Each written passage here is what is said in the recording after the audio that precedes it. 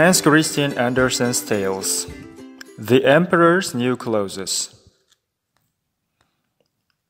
Many years ago, there was an emperor who was so excessively fond of new clothes that he spent all his money in dress. He didn't trouble himself in the least about his soldiers, nor did he care to go either to the theater or the chase, except for the opportunities then afforded him for displaying his new clothes. He had a different suit for each hour of the day. And as of any other king or emperor, one is accustomed to say, "He is sitting in council," it was always said of him, "The emperor is sitting in his wardrobe." Time passed merrily in the large town which was his capital. Strangers arrived every day at the court. One day, two rogues, calling themselves weavers, made their appearance. They gave out that they knew how to weave stuffs of the most beautiful colors and elaborate patterns, the clothes manufactured from which should have the wonderful property of remaining invisible to everyone who was unfit for the office he held, or who was extraordinarily simple in character. "These must indeed be splendid clothes," thought the emperor. "Had I such a suit, I might at once find out what men in my realms are unfit for their office, and also be able to distinguish the wise from the foolish. This stuff must be woven for me immediately."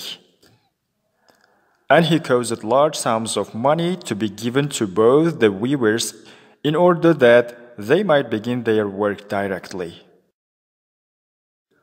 So the two pretended weavers set up two looms and affected to work very busily, though in reality they did nothing at all. They asked for the most delicate silk and the purest gold thread, put both into their knapsacks, and then continued their pretended work at the empty looms until late at night.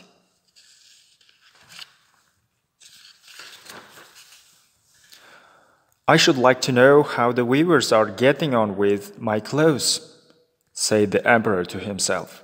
After some little time had elapsed, he was, however, rather embarrassed when he remembered that a simpleton, or one unfit for his office, would be unable to see the manufacture. To be sure, he thought, he had nothing to risk in his own person, but yet he would prefer sending somebody else to bring him intelligence about the weavers and their work, before he troubled himself in the affair.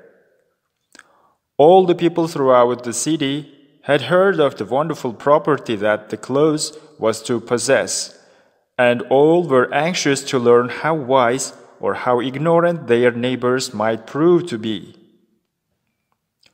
"I'll send my faithful old minister to the weavers," said the emperor at last, after some deliberation.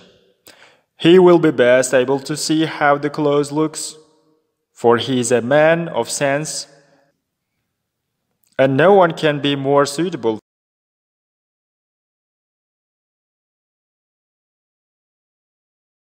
for his office than he is." So the faithful old minister went into the hall.